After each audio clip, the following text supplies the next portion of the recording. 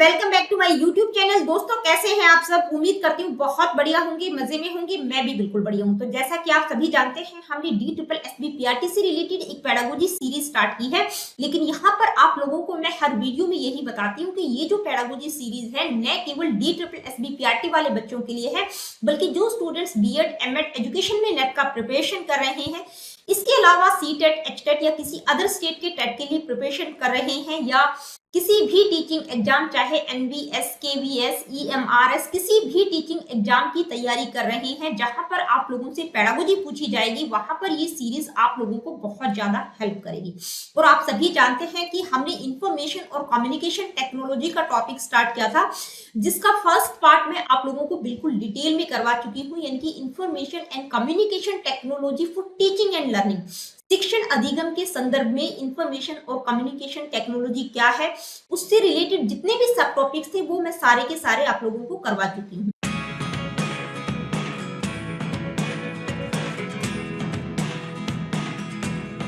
और information and communication technology का जो सेकंड पार्ट है वो किससे रिलेटेड है? कंप्यूटर से रिलेटेड। तो कंप्यूटर से रिलेटेड कौन कौन से सब टॉपिक्स मैं आप लोगों को करवा चुकी हूँ, यहाँ पर मैं आप लोगों को बता देती हूँ।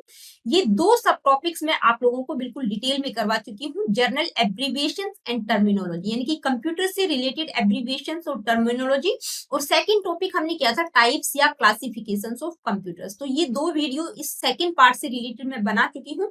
आज की वीडियो में हम डिस्कस करेंगे generations of computers and new generations of computers and technology, यानी कि कंप्यूटर की जनरेशंस, कंप्यूटर की पीढ़ियां कौन कौन सी हैं और कौन कौन सी न्यू जनरेशंस और नई टेक्नोलॉजी आई है कंप्यूटर के फील्ड में, उसके बारे में आज की इस वीडियो में हम बात करेंगे। तो चलिए स्टार्ट करते हैं आज की इस वीडियो को। आज की इस वीडियो में हम बात करेंगे जनरेशंस ऑफ कंप्यूटर्स। देखिए, हम सभी जानते हैं कि जब पहली बार मार्केट में कोई चीज बनकर आती है, कोई भी इलेक्ट्रॉनिक गैजेट, चाहे AC हो, फ्रिज हो, मोबाइल हो, कंप्यूटर हो, कोई भी इलेक्ट्रॉनिक गैजेट हो, यानी कि जब भी मार्केट में कोई चीज नई बनकर आती है तो एक तो बहुत कठिनाई से बनती है और बहुत ज्यादा एफिशिएंट नहीं होती। लेकिन धीरे धीरे जैसे जैसे उस तकनीक को विकसित किया जाता है, उस टेक्नोलॉजी को डेवलप किया जाता है, तो क्या होता है, एफिशिएंसी भी बढ़ जाती है, सस्ती हो जाती है, उसके इफेक्ट्स बढ़ जाते हैं। तो आज की इस वीडियो में हम बात करेंगे कंप्यूटर जनरेशंस के बारे में, यानी कि कंप्यूटर जो है सबसे पहले जब मार्केट में आए तो वो किस तरह के थे, उसके बाद किस तरह के कंप्यूटर्स आए और आज की डेट में किस तरह के कंप्यूटर्स का प्रयोग किया जाता है। तो सबसे पहले बात करते हैं फर्स्ट जनरेशन के कंप्यूटर्स की, यानी कि जब सबसे पहले कंप्यूटर मार्केट में आए तो वो किस तरह के थे, तो कौन से सन में आए थे? पहली बात इंपॉर्टेंट कि 1940-50 के आसपास आए थे। एंटायरली इलेक्ट्रॉनिक, किस तरह के कंप्यूटर थे? इलेक्ट्रॉनिक कंप्यूटर्स का प्रयोग किया जाता था। यहाँ पर आप इमेज में भी देख सकते हैं, used vacuum tubes to store instructions को स्टोर करने के लिए जो मेन पार्ट था, जो मेन कंपोनेंट था फर्स्ट जनरेशन के कंप्यूटर्स का, वो क्या था? Vacuum tubes. अब वैक्यूम ट्यूब्स की अगर हम बात करें तो आप लोगों ने अपने घर में ब्लैक एंड व्हाइट टीवी हम सबके पास थे पहले, तो कुछ इस तरह के होते थे, यानी कि उनके पीछे ना एक डब्बा टाइप का होता था। तो ये जो पीछे वाला पोर्शन था, यहाँ पर क्या होता था, वैक्यूम ट्यूब का यूज किया जाता था उनमें भी। तो कंप्यूटर जो फर्स्ट जनरेशन के कंप्यूटर थे उनमें वैक्यूम ट्यूब्स का यूज किया जाता था, जो कि कांच की बनी होती थी, बहुत बड़ी होती थी। ठीक है। अब जो फर्स्ट जनरेशन के कंप्यूटर थे वो क्या थे, साइज में बहुत ज्यादा बड़े थे। एक रूम एक कंप्यूटर के लिए चाहिए होता था। वेरी एक्सपेंसिव टू ऑपरेट, यानी कि उनको ऑपरेट करना बहुत एक्सपेंसिव था, बहुत महंगा पड़ता था। वेरी लिमिटेड स्टोरेज कैपेसिटी, यानी कि स्टोरेज कैपेसिटी भी उनकी बहुत ज्यादा नहीं थी। Used a lot of electricity and generated a lot of heat, बहुत ज्यादा इलेक्ट्रिसिटी कंज्यूम करते थे, हीट जनरेट करते थे, इसलिए AC मस्ट था, यानी कि विदाउट AC के आप उनका यूज नहीं कर सकते थे। इनपुट आउटपुट प्रोसेस जो है बहुत स्लो था फर्स्ट जनरेशन के कंप्यूटर्स का। ठीक है। एग्जांपल्स आप लोगों से पूछे जा सकते हैं कि फर्स्ट जनरेशन के एक दो कंप्यूटर्स के नाम आपको पता होना चाहिए, जैसे यूनिवैक 1 हो गया, इनिवैक हो गया। कई बार मेमोरी बेस्ड क्वेश्चन आप लोगों से पूछ लिया जाता है, आप लोगों को 3-4 नाम दे दिए जाएंगे, उनमें से पूछ लिया जाएगा कि ये कौन सी जनरेशन के कंप्यूटर थे। ठीक है। इसके बाद सेकंड जनरेशन के कंप्यूटर आए। देखिए, सेकंड जनरेशन की अगर हम बात करें तो उसमें किस तरह के कंप्यूटर्स बने। Vacuum tubes were replaced by transistors, यानी कि पहली जनरेशन में हमने हमने देखा कि जो इंपॉर्टेंट कंपोनेंट था वो क्या था, वैक्यूम ट्यूब्स का प्रयोग किया जाता था, जो कि कांच की बनी होती थी, बहुत बड़ी होती थी, पोर्टेबल नहीं होती थी। वैक्यूम ट्यूब को रिप्लेस कर दिया गया सेकंड जनरेशन के कंप्यूटर्स में, किसके द्वारा, ट्रांजिस्टर्स का प्रयोग किया गया। तो सेकंड जनरेशन का जो इंपॉर्टेंट कंपोनेंट, इंपॉर्टेंट पार्ट क्या था, ट्रांजिस्टर्स का प्रयोग इसमें किया गया है। बहुत इंपॉर्टेंट क्वेश्चन यहां से बनता है, ठीक है। अब ट्रांजिस्टर का मतलब क्या होता है, अ मिनिएचर सेमीकंडक्टर, जो कि वोल्टेज और करंट को रेगुलेट और कंट्रोल करने का काम करता है। अब ट्रांजिस्टर्स का प्रयोग किया जाने लगा तो उससे हुआ क्या, यानी कि जो कंप्यूटर था, जो पहली जनरेशन के कंप्यूटर थे वो बहुत बड़े थे साइज में, तो उनका जो साइज था सेकंड जनरेशन के कंप्यूटर्स का वो क्या हो गया, छोटा हो गया, फास्ट हो गए, थोड़े से सस्ते हो गए as compare to first generation, more energy efficient and more reliable, ठीक है। Magnetic disk and tape were use, जो सेकंड जनरेशन के कंप्यूटर थे उसमें क्या यूज किया जाने लगा, मैग्नेटिक डिस्क का प्रयोग किया जाने लगा। अब ये जो मैग्नेटिक डिस्क होती है ये क्या होती है, एक फ्लैट डिस्क होती है जिस पर मैग्नेटिक कोटिंग होती है जो कि इंफॉर्मेशन को होल्ड करती है, ठीक है। यूज ऑफ मैग्नेटिक कोर, यानी कि मैग्नेटिक कोर का प्रयोग किया जाने लगा किसके लिए, internal storage, primary internal storage के लिए। मेन स्टोरेज कैपेसिटी क्या हो गई, यानी कि जो स्टोरेज कैपेसिटी थी वो बढ़ गई as compare to first generation. Faster input output, पहली जनरेशन के कंप्यूटर्स के मुकाबले जो इनपुट आउटपुट का प्रोसेस था वो क्या हो गया, फास्ट हो गया था। सेकंड जनरेशन के जो कंप्यूटर थे उनमें कौन कौन सी प्रोग्रामिंग लैंग्वेज का प्रयोग किया गया था, फोर्ट्रॉन और कोबोल। फोर्ट्रॉन का मतलब होता है फॉर्मूला ट्रांसलेशन, ठीक है, और कोबोल का मतलब होता है कॉमन बिजनेस ओरिएंटेड लैंग्वेज। अब ये जो फॉर्मूला ट्रांसलेशन यानी कि जो फोर्ट्रॉन लैंग्वेज थी वो जो है साइंटिफिक कार्यों के लिए प्रयोग किया गया था उसका, और जो कोबोल थी उसका प्रयोग बिजनेस एप्लीकेशंस को डेवलप करने में इस लैंग्वेज का प्रयोग किया गया था। अब कुछ एग्जांपल्स की अगर हम बात करें जो सेकंड जनरेशन के कंप्यूटर से रिलेटेड है, यानी कि सेकंड जनरेशन के कंप्यूटर्स के कुछ नाम, IBM 400, IBM 1600, हनीवेल 200, CDC 1604, ठीक है। ये क्या है, ये सेकंड जनरेशन के कंप्यूटर्स के कुछ नाम हैं। कई बार आप लोगों से डायरेक्टली क्वेश्चन यहाँ से पूछ लिया जाता है। तो फर्स्ट जनरेशन के कंप्यूटर किस तरह के थे और सेकंड जनरेशन के कंप्यूटर्स किस तरह के थे, यहाँ पर हमने देखा। अब हम बात करेंगे थर्ड जनरेशन की। तो देखिए थर्ड जनरेशन कौन से सन में आई थी, 1960-70 में आई थी। इसका टाइम पीरियड पूछा जा सकता है आप लोगों से। यहाँ पर हुआ क्या, transistors were replaced by integrated circuits, यानी कि ट्रांजिस्टर्स की जगह क्या यूज किया गया, इंटीग्रेटेड सर्किट्स का यूज किया जाने लगा। कौन सी जनरेशन में, थर्ड जनरेशन में। अब अगर हम बात करें जैसे जैसे टेक्नोलॉजी चेंज हो रही थी जनरेशन बाय जनरेशन, उससे हुआ क्या कि सबसे इंपॉर्टेंट बात तो क्या थी कि भाई वो जगह कम ले रही थी, इलेक्ट्रिसिटी का प्रयोग कम किया जा रहा था, यानी कि इलेक्ट्रिसिटी कम यूज हो रही थी। और तीसरी इंपॉर्टेंट बात की जैसे जैसे डेवलपमेंट हो रहा था टेक्नोलॉजी में तो वो एफिशिएंसी उसकी बढ़ती जा रही थी, ठीक है। अब यहाँ पर क्या हुआ, ट्रांजिस्टर्स को किससे रिप्लेस किया गया, इंटीग्रेटेड सर्किट से, यानी कि जो ट्रांजिस्टर्स थे उनको कॉम्पैक्ट करके एक इस तरह का बोर्ड बना दिया गया जिस पर सारा का सारा पूरा का पूरा सर्किट लगा होता था। देखिए कई बार क्या होता है ना कि आपका कोई इलेक्ट्रॉनिक गैजेट खराब हो जाता है तो मैकेनिक बताता है कि भाई आपकी पूरी की पूरी आईसी बदलनी पड़ेगी, यानी कि वो जो इंटीग्रेटेड सर्किट है पूरा का पूरा सर्किट चेंज करना पड़ेगा। तो एक शॉर्ट कॉम्पैक्ट कर दिया गया किसको, ट्रांजिस्टर्स को। Use of magnetic core as primary storage medium, देखिए मैग्नेटिक कोर का ही प्रयोग किया जाता था प्राइमरी स्टोरेज के लिए। इनपुट आउटपुट सिस्टम और ज्यादा फ्लेक्सिबल हो गया था, स्पीड और परफॉर्मेंस बेटर हो गई थी, स्पीड इंक्रीज हो गई थी। अब इस तरह के जो कंप्यूटर थे वो क्या हो गए थे, बहुत ज्यादा स्मॉलर थे, साइज में वो छोटे हो गए थे, फास्टर थे, लेसर मेंटेनेंस, बहुत ज्यादा मेंटेनेंस की उनको जरूरत नहीं थी। Extensive use of high level programming languages basic and pascal, बहुत इंपॉर्टेंट क्वेश्चंस की जो पास्कल या बेसिक प्रोग्रामिंग लैंग्वेज है वो कौन सी जनरेशन में आई थी, तो वो कौन सी जनरेशन में आई थी, थर्ड जनरेशन में। एग्जाम्पल्स की अगर हम बात करें तो कई बार ये बहुत आया है, PDP-8 कौन सी जनरेशन का कंप्यूटर है, तो PDP-8 कौन सी जनरेशन का है, थर्ड जनरेशन का। ICL 2900, IBM 360, IBM 370, ठीक है, ये थर्ड जनरेशन के कंप्यूटर्स हैं। इसके बाद फोर्थ जनरेशन के कंप्यूटर आए। देखिए इसका टाइम पीरियड 1970 टू 1990 तक था। यहाँ पर क्या हुआ, यानी कि जो थर्ड जनरेशन में इंटीग्रेटेड सर्किट्स का यूज किया गया था उनको किससे रिप्लेस किया गया, माइक्रो प्रोसेसर, CPU का यूज किया जाने लगा। यहाँ पर हुआ क्या, यानी कि एक छोटी सी सिंगल सिलिकॉन की चिप, छोटी सी चिप के अंदर थाउजेंड्स ऑफ इंटीग्रेटेड सर्किट्स को एक साथ बिल्डअप किया गया, यानी कि उस चिप के ऊपर कितने सर्किट्स लगे हुए थे, आईसी लगे हुए थे, थाउजेंड्स ऑफ आईसी लगे हुए थे। माइक्रो प्रोसेसर वर प्रोड्यूस यूजिंग वीएलएसआई टेक्नोलॉजी, ये कई बार पूछा जाता है, बहुत इंपॉर्टेंट बात। वीएलएसआई और एक होता है यूएलएसआई टेक्नोलॉजी, कौन सी जनरेशन में आई थी? तो जो वीएलएसआई टेक्नोलॉजी है वो 4th जनरेशन में आई थी। इसका मतलब क्या है वीएलएसआई का? Very large scale integration. इसका मतलब क्या है कि भाई एक छोटी सी बहुत सारे मिलियंस ऑफ इलेक्ट्रॉनिक कंपोनेंट क्या थे, एक सिंगल चिप पे लगे हुए थे। डेवलपमेंट ऑफ पोर्टेबल कंप्यूटर्स, यानी कि कंप्यूटर क्या थे, पोर्टेबल थे, उनको आप इधर से उधर ले जा सकते थे। माइक्रो कंप्यूटर बिकेम अवेलेबल, यानी कि जो माइक्रो कंप्यूटर, जो पर्सनल कंप्यूटर जिनको हम कहते थे, वो अवेलेबल थे मार्केट में, आप इजीली उनको परचेज कर सकते थे। Greater versatility of input output device, यानी कि जो इनपुट आउटपुट डिवाइसेस थे वो और ज्यादा वर्सेटाइल हो गए थे, बहुत बहुमुखी हो गए थे, अच्छी क्वालिटी के आ गए थे। Use in virtual reality, multimedia and simulation, देखिए इस तरह के कंप्यूटर्स का प्रयोग वर्चुअल रियलिटी, मल्टीमीडिया और सिमुलेशन में भी किया जाने लगा था। क्यों किया जाने लगा था? क्योंकि 4th जनरेशन में इंटरनेट का कॉन्सेप्ट इंट्रोड्यूस हो गया था। जब इंटरनेट आ गया था तो जो वर्चुअल मीटिंग्स होती हैं उनमें और सिमुलेशन वगैरह में भी इस तरह के कंप्यूटर्स प्रयोग होने लगे थे।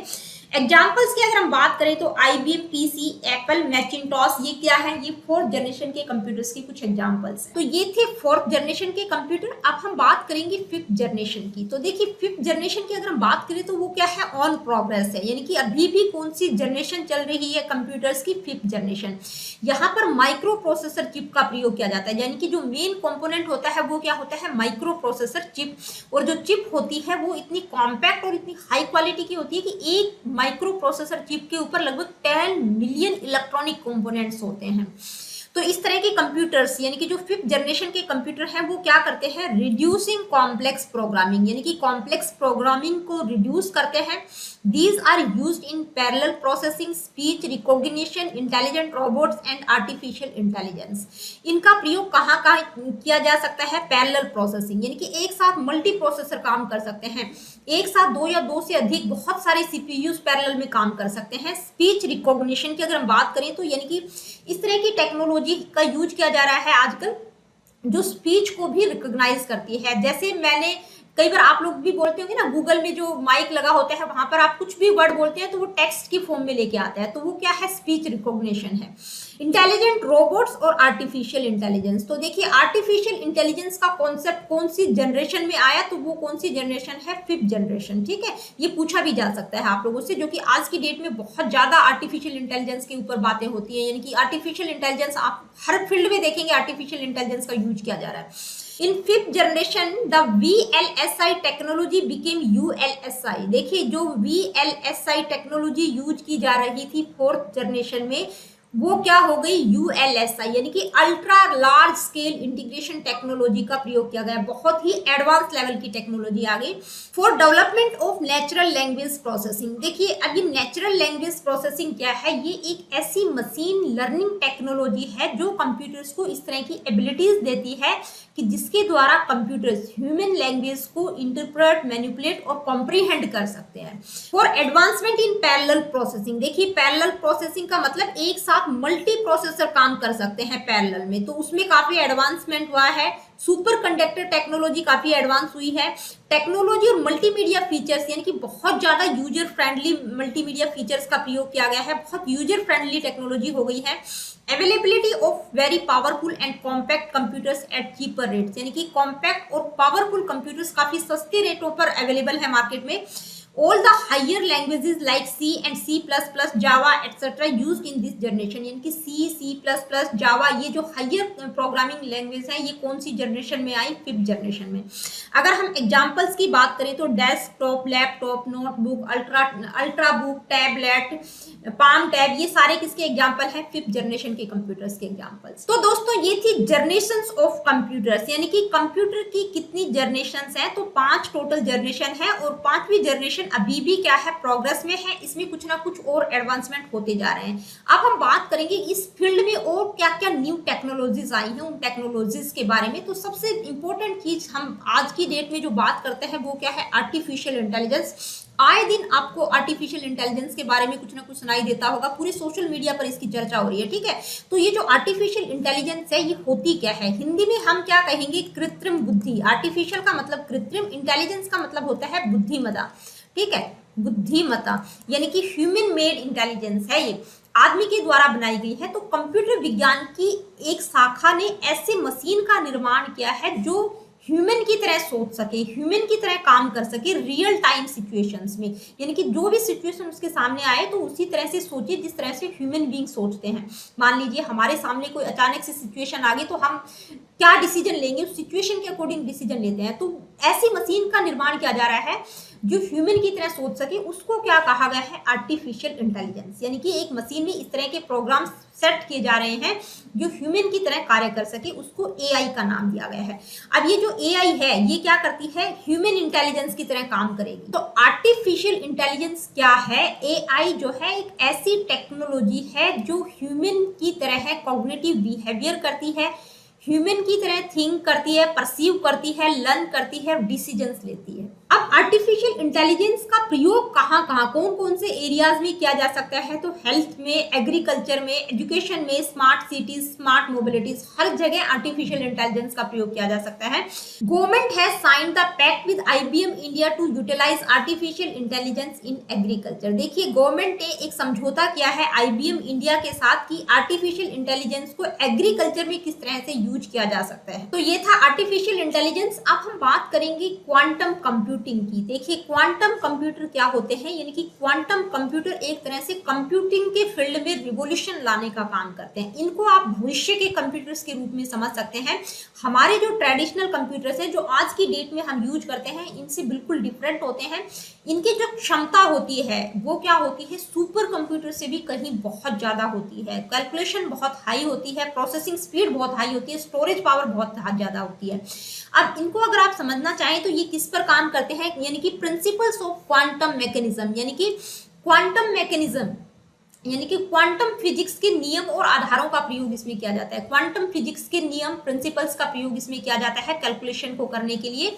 इसमें जो इंफॉर्मेशन इनकोडेड होती है वो क्वांटम बिट्स में होती है, क्यूबिट्स जिसको कहा जाता है। क्योंकि हमारे जो क्लासिकल कंप्यूटर है, जो आज की डेट में, क्लासिकल का मतलब हम जो कंप्यूटर्स यूज कर रहे हैं उसमें जो इंफॉर्मेशन प्रोसेस की जाती है वो बाइनरी फॉर्मेट में होती है, यानी कि 0 और 1 की फॉर्म में होती है, जिसको हम बिट्स कहते हैं। लेकिन इसमें जो इंफॉर्मेशन इनकोडेड होती है वो किस में होती है, क्वांटम बिट्स में होती है, क्यूबिट्स उसको कहा जाता है, ठीक है।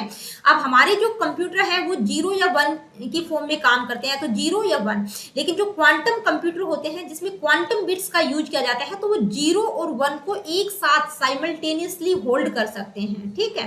मतलब बहुत ही हाई प्रोसेसिंग स्पीड होती है, जो ट्रेडिशनल कंप्यूटर होते हैं उनसे बहुत ज्यादा।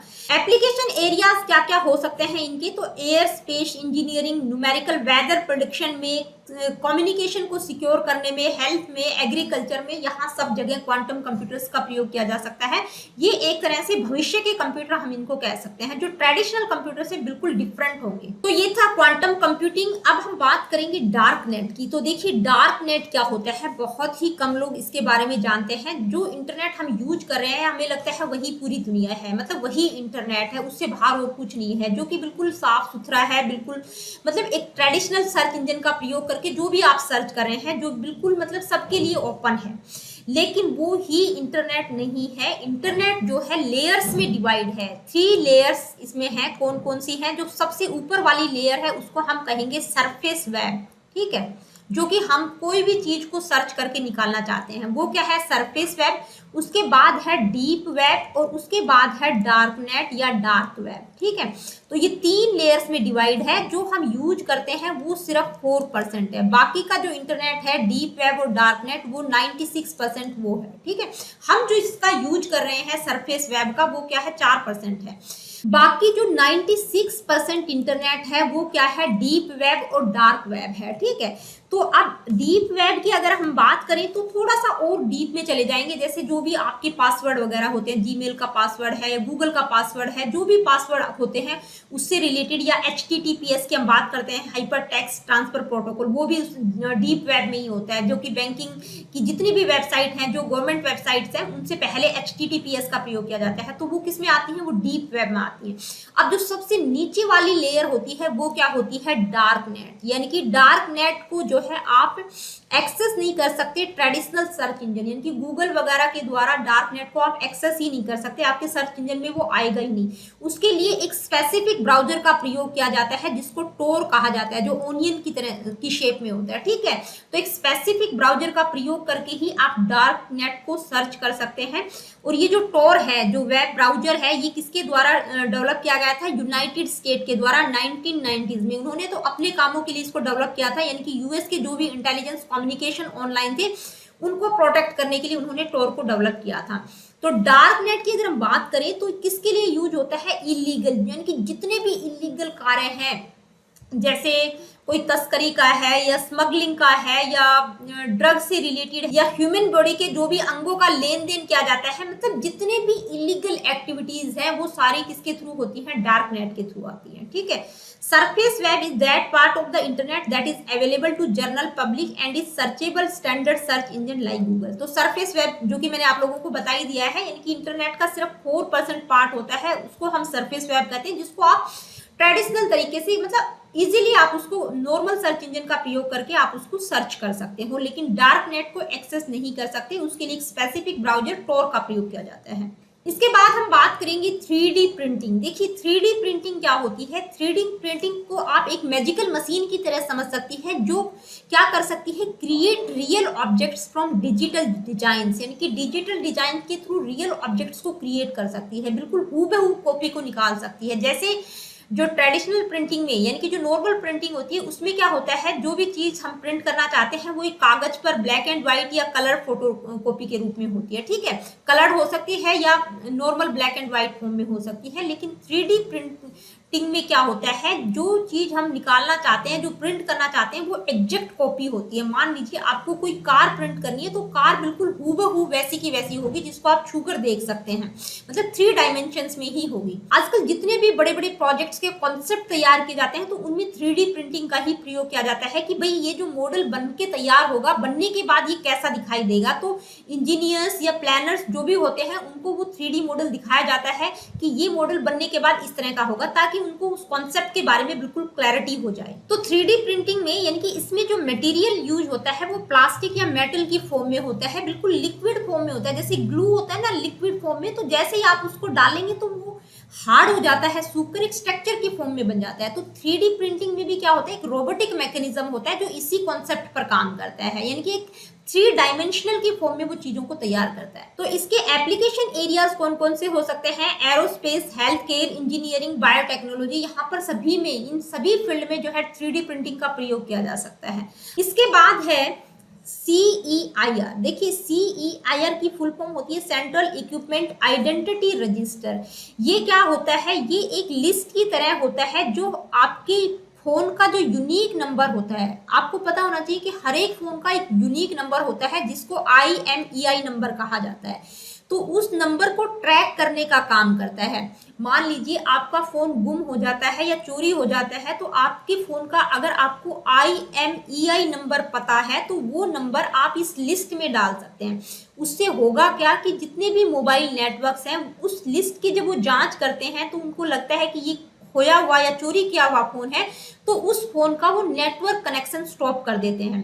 तो कई बार क्या होता है ना कि लोग सिम कार्ड चेंज करके उसको यूज करने की कोशिश करते हैं, तो सिम कार्ड भी चेंज करेंगे तब भी वो डिवाइस काम नहीं करेगा, यानी कि वो डिवाइस उनके लिए एक तरह से यूजलेस हो जाता है। तो इससे होगा क्या कि आपके फोन का कोई भी व्यक्ति इलीगल यूज नहीं कर सकता। तो CEIR क्या है, CEIR एक इंपॉर्टेंट टूल है जो आपके फोन को क्या करता है, ट्रैक करता है, आपके फोन पर नजर रखता है और आपके मोबाइल फोन्स को प्रोटेक्ट करने का काम करता है। तो ये जो सेंट्रल इक्विपमेंट आइडेंटिटी रजिस्टर है यानी कि CEIR, ये किसके द्वारा, कौन से डिपार्टमेंट के द्वारा लॉन्च किया गया था? डिपार्टमेंट ऑफ टेलीकॉम यानी कि दूर संचार विभाग का जो डिपार्टमेंट है उसके द्वारा लॉन्च किया गया था। किस लिए लॉन्च किया गया था? यानी कि किसी भी व्यक्ति का जो फोन गुम हो जाता है या खो जाता है तो उसको ट्रैक किया जा सके ताकि कोई भी इंडिविजुअल उसका गलत यूज ना कर सके। सबसे पहले इसको मुंबई में लॉन्च किया गया। इसके बाद हम बात करेंगे वाईफाई कॉलिंग। देखिए वाईफाई कॉलिंग, वाईफाई का मतलब क्या है? वाईफाई कॉलिंग क्या है? एक टेलीकम्युनिकेशन टेक्नोलॉजी है जो क्या अलाउ करती है यूजर्स को कि भाई